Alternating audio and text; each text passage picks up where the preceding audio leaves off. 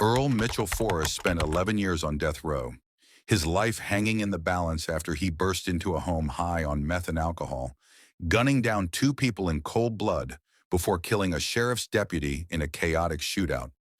But to understand how he got there, we need to go back to where it all began. Hit that like button and subscribe to be part of our growing community. Also, drop a comment telling us where you're watching from as we dive into this chilling story. Born on July 12, 1949 in Berkeley, California, Earl grew up in a home overshadowed by chaos and violence. His father was a heavy drinker, often drunk every day, stumbling and raging with a nasty temper that turned the household into a battlefield. Neighbors recall seeing him punch young Earl in the head, hard enough to knock him flat, screaming curses as the boy ran away in fear. This physical abuse wasn't rare.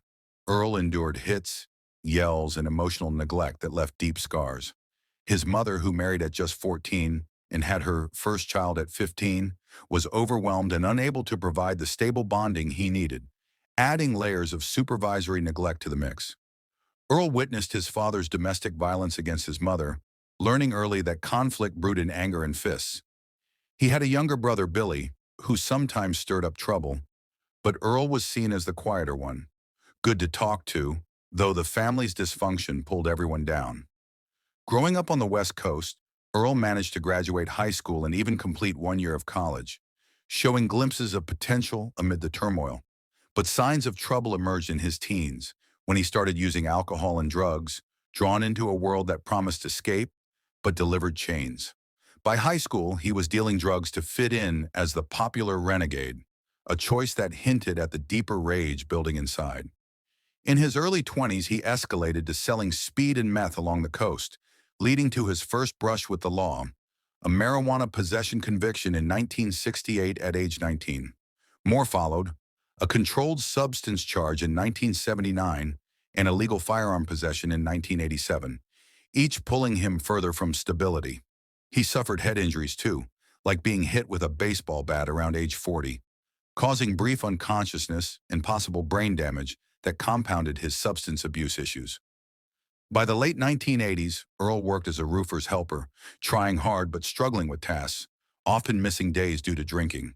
He moved to Missouri later, hoping to break free from the drug scene and start fresh, but old habits lingered, whispering of the storm yet to come. These early hardships didn't define his choices, yet they painted a picture of a man shaped by pain, wondering if a different path was ever possible.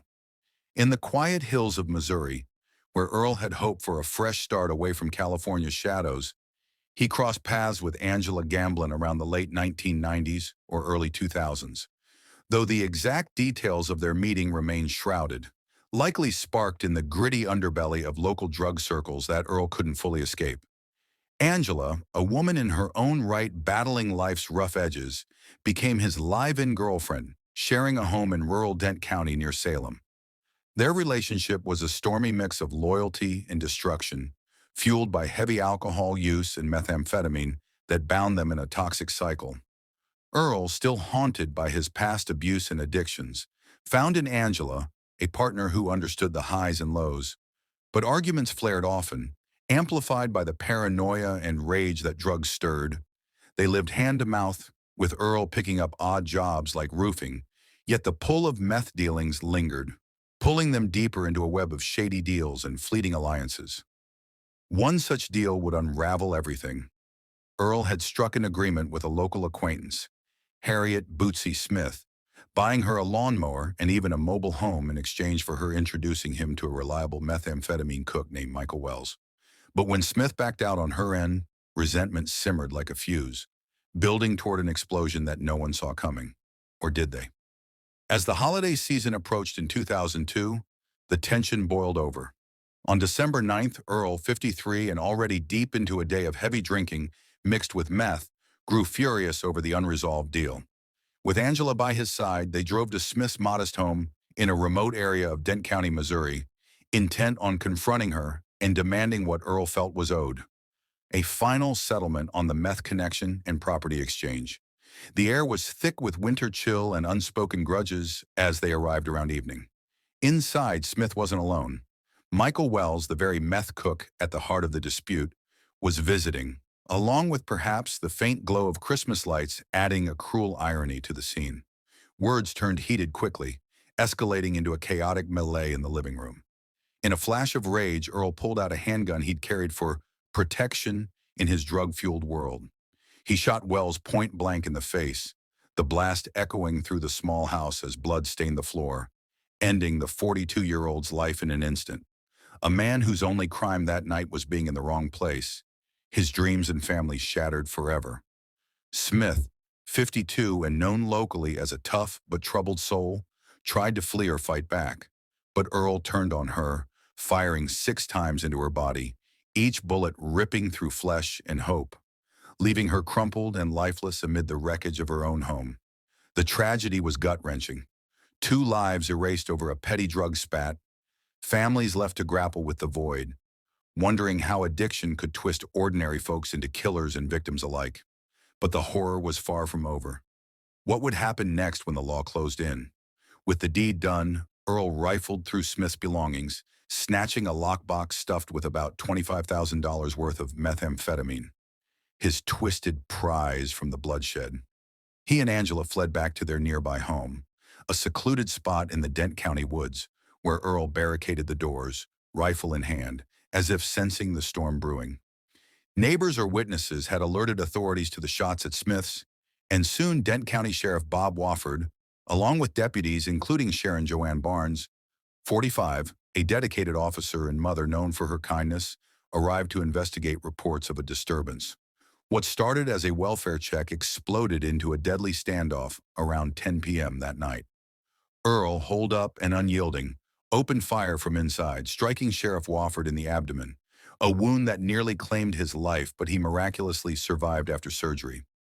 In the crossfire's frenzy, Earl even shot Angela twice, once in the shoulder and once in the back, leaving her bleeding but alive, a heartbreaking betrayal that spoke volumes about the chaos consuming him.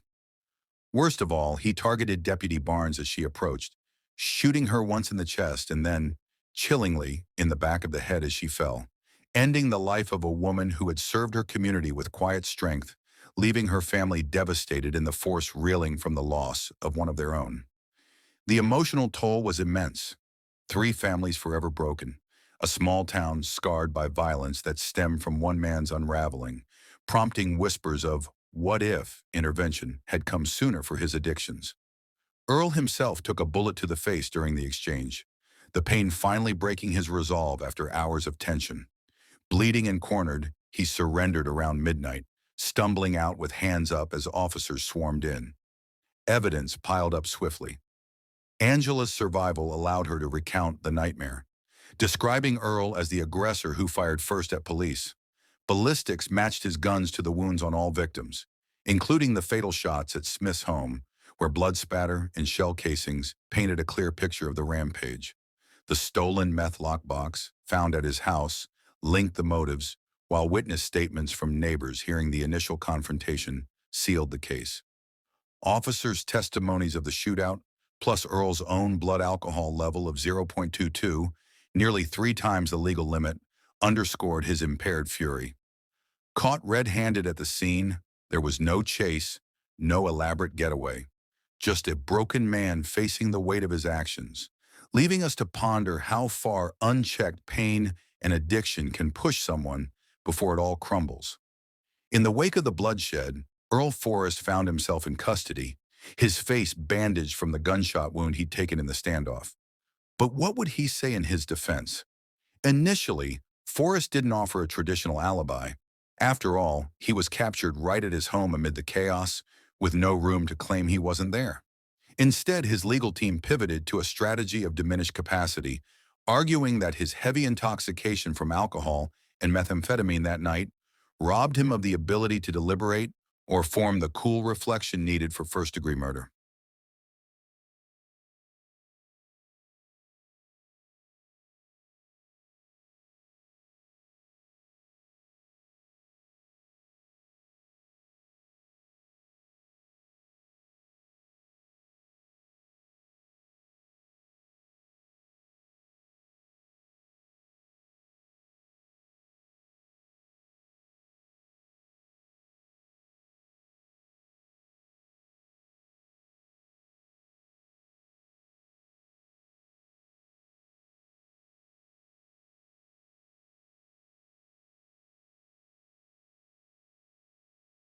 They painted a picture of a man lost in a haze of addiction, his actions impulsive and uncontrolled rather than premeditated, hoping to downgrade the charges to something less severe, like second-degree murder.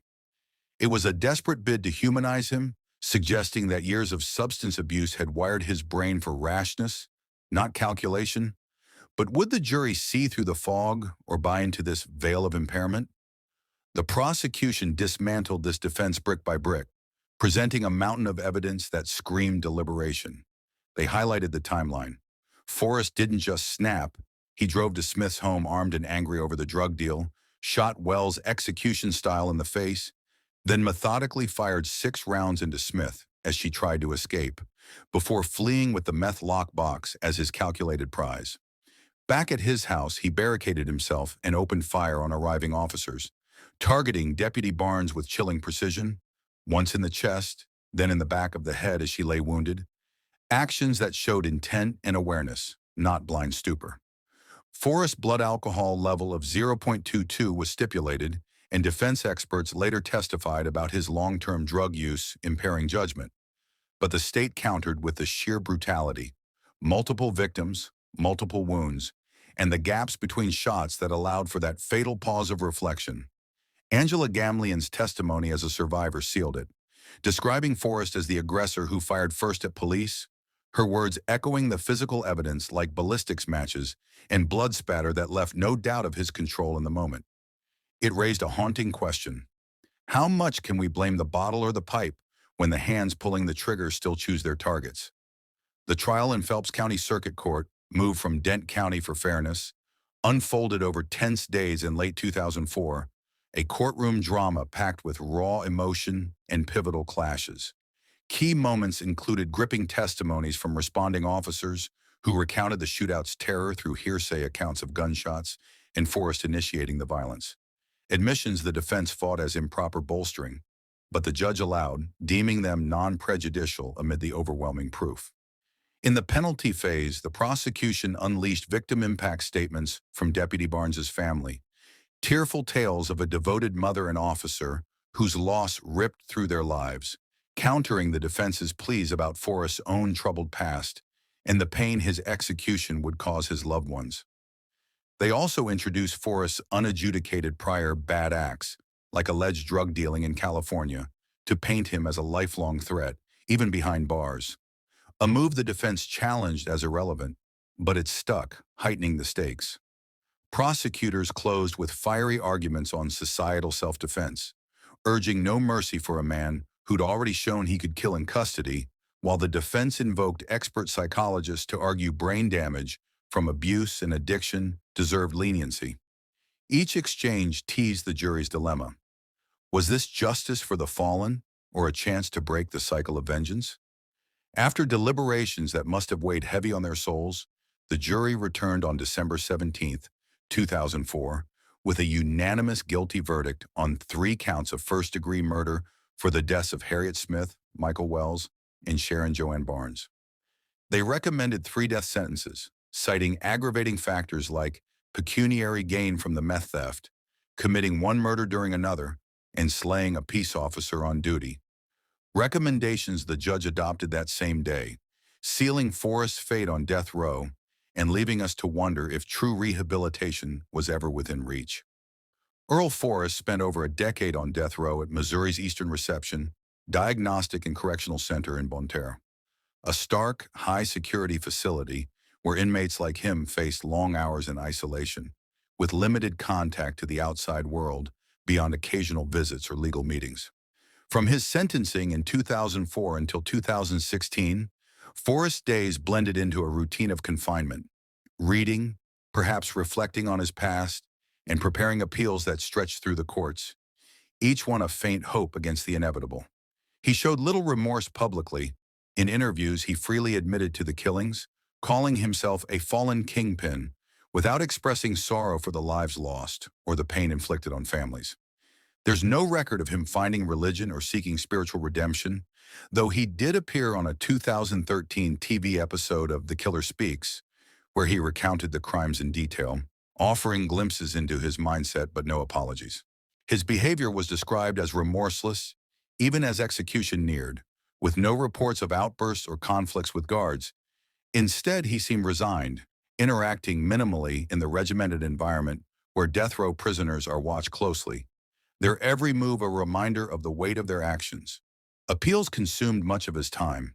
He challenged his conviction on grounds like improper jury instructions and prosecutorial statements. But Missouri Supreme Court affirmed the death sentences in 2006, denied post-conviction relief in 2009, and even last-minute pleas to the U.S. Supreme Court in 2016 fell short, leaving him to face the end alone with the echoes of his crimes. It prompts a quiet reflection. Could years in such isolation ever foster true change, or does it only deepen the shadows of regret unspoken? On May 11, 2016, Earl Forrest's final day unfolded in the quiet tension of Bonne Terre Prison, a somber routine marking the end of his 66 years. Details of his mourning are sparse, but like many on execution day, he likely spent it in his cell, perhaps eating a standard breakfast or meeting briefly with legal advisors as appeals dwindled. No visitors are recorded.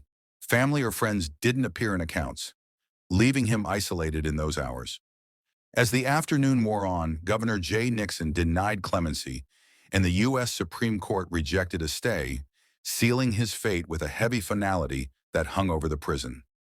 For his last meal, served around midday, Forrest requested steak, pasta, a fruit plate, sliced tomatoes and cucumbers, chocolate cake, and milk. A simple, hearty spread that offered a fleeting comfort amid the gravity.